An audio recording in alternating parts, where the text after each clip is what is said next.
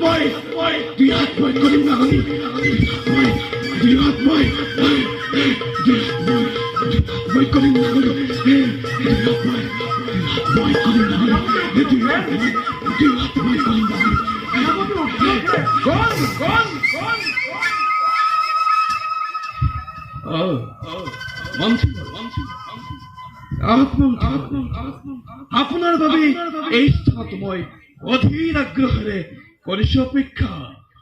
আর কোয়াশন সেনাপতি আজি এই রাজমন্ত্রীকনো কিহৰ ভাবে হলে প্রয়োজন আছে?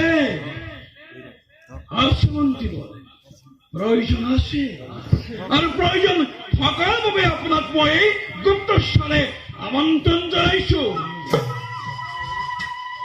কনকমন্ত্রী বলে আমি এই রাজ্য রাজার বিরুদ্ধে বিদ্রোহ করিব খুঁজিছো। বিদ্রোহ করিব খুঁজিছো। আজি বহু দিনৰ পৰাই মোৰ অন্তৰত উমি উমি চলি থকা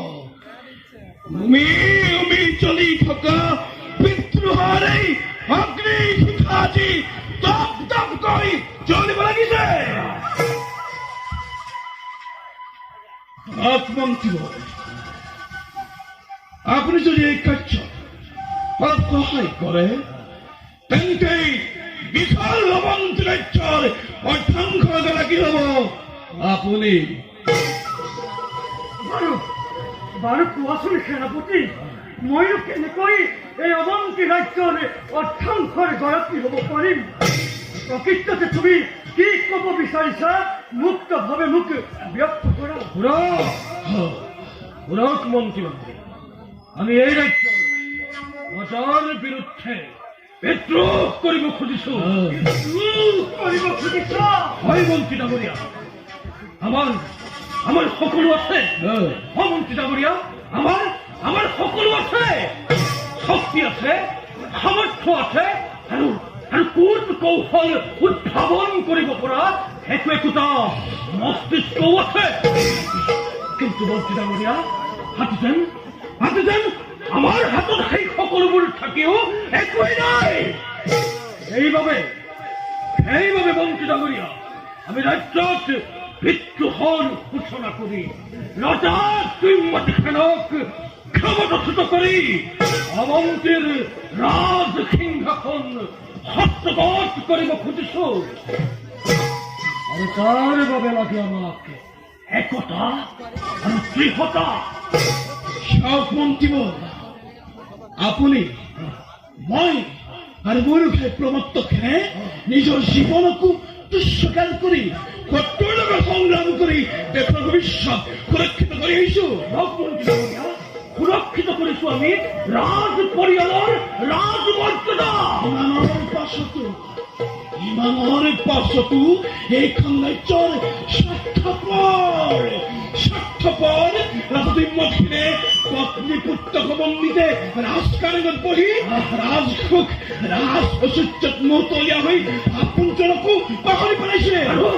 আৰু এই অন্যায়ৰ প্ৰতিশোধ ল'বৰ বাবে মন্ত্ৰী ডাঙৰীয়া, এই অন্যায়ৰ প্ৰতিশোধ ল'বৰ বাবে পত্নী পুত্ৰ সম্বন্ধিতে আমি ৰজা দুম্মতখনক চিৰবন্দী কৰিব খুজিছো। চিৰবন্দী কৰিব খুজিছ? চিৰবন্দী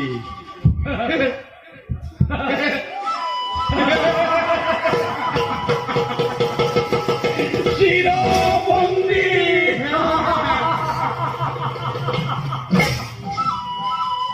কেৱল বন্দীত্বই কিয়? প্ৰয়োজন সাপেক্ষ মই তাহাঁতক মৃত্যুদণ্ড মৃত্যুদণ্ড মৃত্যুদণ্ড মৃত্যুদণ্ড মৃত্যুদণ্ড। আৰু তাৰ পাছতে বিশাল অৱন্তী ৰাজ্যৰ অৰ্ধাংশৰ গৰাকী হব আপুনি, আৰু বাকী অংশ হব এই উগ্ৰসেনৰ। আৰু মোৰ ভাই প্ৰমত্তখেন হব দুয়োখন ৰাজ্যৰ প্ৰধান সেনাপতি।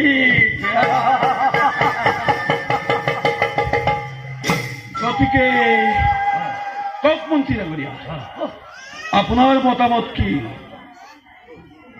কওক মন্ত্ৰী ডাঙৰীয়া, কওক আপোনাৰ মতামত কি? মতামত কওক মন্ত্ৰী ডাঙৰীয়া, আপোনাৰ মতামত কি?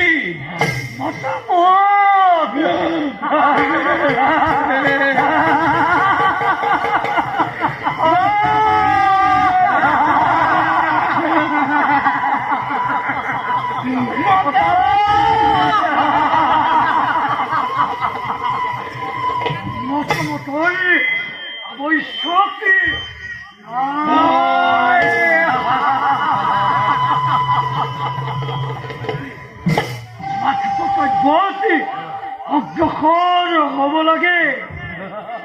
মই লক্ষ্য কৰিছো কিছুদিনৰ পৰা অৱন্তী ৰাজে মোৰো মন্ত্ৰণাও গ্ৰহণ নকৰা হৈছে। আৰু কচোন সেনাপতি, আমাৰ প্ৰথম আৰু প্ৰধান কৰ্তব্য কি? সুন্দৰ মন্ত্ৰী ডাঙৰীয়া, আমাৰ প্ৰথম আৰু প্ৰধান কৰ্তব্য হৈছে পত্নী পুত্ৰ সমন্বিত ৰজাক বন্দী কৰা। ৰজাক বন্দী কৰাটো কেনেকৈ সম্ভৱ হ'ব? মন্ত্ৰী ডাঙৰীয়া, অসম্ভৱকো সম্ভৱ কৰিব লাগিব। মন্ত্ৰী ডাঙৰীয়া, মনত মন্ত্ৰী, মই আজি নিশাই দুম্মতখেনৰ শয়ন কক্ষত প্ৰৱেশ কৰি নিশ্চিত অৱস্থাত দুম্মতখেনক বন্দী কৰিম। ভাই প্ৰমত্ত, তুমি দাৰেক্ষী হৈ সতৰ্ক দৃষ্টি ৰাখিব। সমাজতে কোনেও এই কথাৰ সংবেদ নাপায়, আৰু যদি কোনোবাই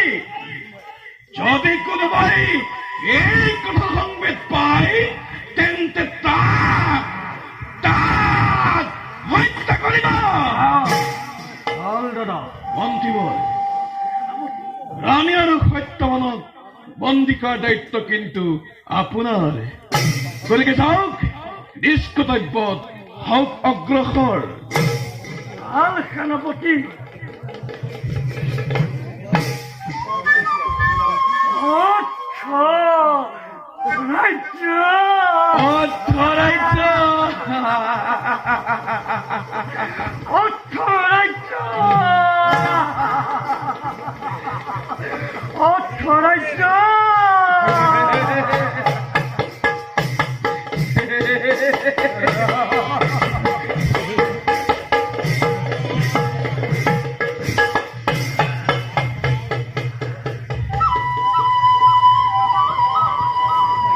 হাই প্ৰমত্ত দাদা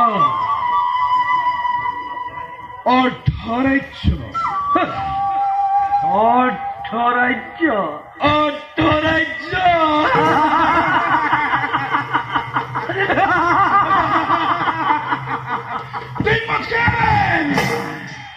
আজি আজি নিশ্চিত অৱস্থা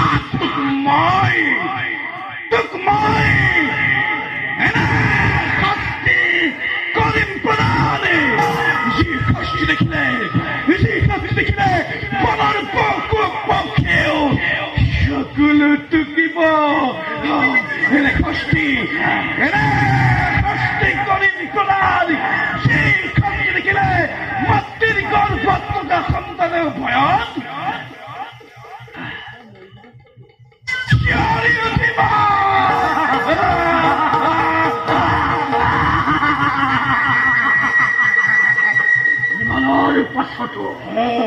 ইমানৰ পাছতো কিন্তু এই প্ৰমত্তখেন শান্ত নাথাকে দাদা।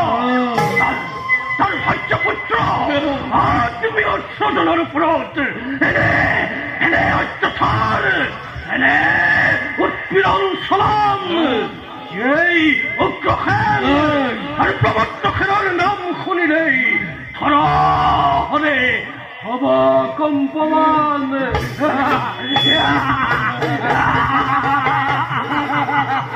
প্ৰতিশোধ